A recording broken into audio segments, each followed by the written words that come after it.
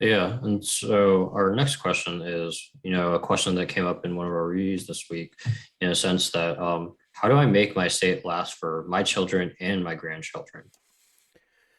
Yeah. So this is kind of interesting. It's something that hits home. I've been doing this for 35 years. I've had lots of clients over the years pass away. I've been able to see what happens when the money gets distributed to the children. And for the most part, it's pretty good, but not always. I've seen some really crazy scenarios. And statistically, we've all heard the stat that 4 out of 5 people have been spent their inheritance within 5 years, right? And so what this question is about is how do I make that, not happen? If I end up with, giving my kids this estate, how do I make sure that there's still something there for them even later and they don't end up spending it all, or even, hey, something for my grandchildren, the next generation also. And so that's I think a really fascinating concept because um, a lot of times the clients that I have, their kids are professionals. They're making good money and what have you. And so there's not a big fear of them getting this big lump sum. But you never know what's going to happen when somebody gets a big amount of money.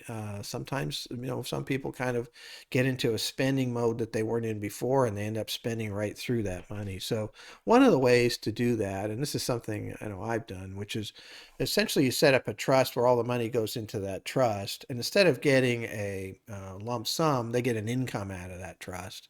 And it doesn't have to be everything. You can have some portion go in, and so you set up a certain amount of withdrawal. Let's say a 3% withdrawal. You identify a trustee, somebody's going to continue to, manage that long term. And there's lots of different options there as far as that goes. And they get money out of that trust every year. And my thought process with my kids is just simply that I just want to make sure that every year there's more money coming. That way, if they blow it one year and blow it the next year, maybe eventually they get financially responsible and they, start to use it properly and save it, invest it, or whatever they might do as far as that goes. And so there's all kinds of different ways of structuring those. But most people don't do that. I mean, most people just have a trust where the entire thing passes through as a lump sum and it isn't an income that goes out. But if that is a concern and you're trying to make sure that somebody has an income for life. You can use annuities also. I'm not as big a fan of those for a variety of reasons, but that's another alternative. But one thing to use potentially is a trust. You just have to structure it right.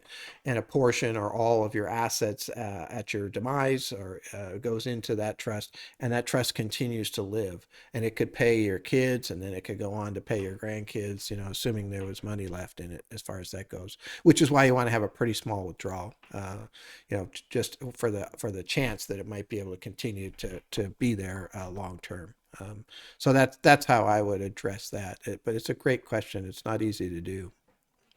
Yeah, and with trust, there's also in California at least, they only last for 90 years. Yeah. So essentially if you wanted to, you could maybe get to your great grandchildren, Right. but any further is kind of pushing it. Yeah, that would be fine with me, honestly. I mean, if I could have an impact that long down, that would be awesome. I would be really excited. I think the bigger challenge actually is just making the trust last. Somebody's got to manage it. Those are the hassles that you have with the trust, and not blow it, on investing and what have you, because you've got this withdrawal going on, and so yeah, there is lots of different parameters there to take a look at.